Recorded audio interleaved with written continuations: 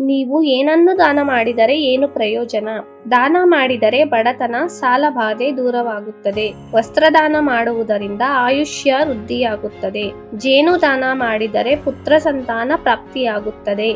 ದೀಪ ದಾನ ಮಾಡಿದರೆ ದೃಷ್ಟಿ ಸ್ಪಷ್ಟವಾಗುತ್ತದೆ. ಅನ್ನದಾನದಿಂದ ಪಾಪ ನಿವಾರಣೆಯಾಗುತ್ತದೆ. ತುಪ್ಪವನ್ನು ದಾನ ಮಾಡುವುದರಿಂದ ರೋಗಗಳು ಗುಣವಾಗುತ್ತವೆ.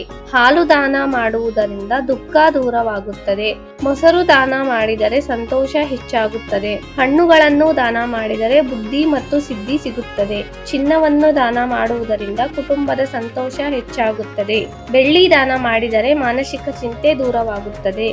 ಗೋವನ್ನು ದಾನ ಮಾಡಿದರೆ ಪಿತೃಋಣ ತೀರುತ್ತದೆ. ತೆಂಗಿನಕಾಯಿ ದಾನ ಮಾಡಿದರೆ ಇಷ್ಟಾರ್ಥ ಸಿದ್ಧಿಸುತ್ತದೆ.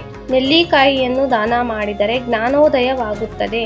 ಭೂಮಿಯನ್ನು ದಾನ ಮಾಡಿದರೆ ಶಿವನ ದರ್ಶನವಾಗುತ್ತದೆ. ಇಂತಹ ಉಪಯುಕ್ತ ಮಾಹಿತಿಯನ್ನು ತಿಳಿಯಲು ಚಂದಾದಾರರಾಗಿ.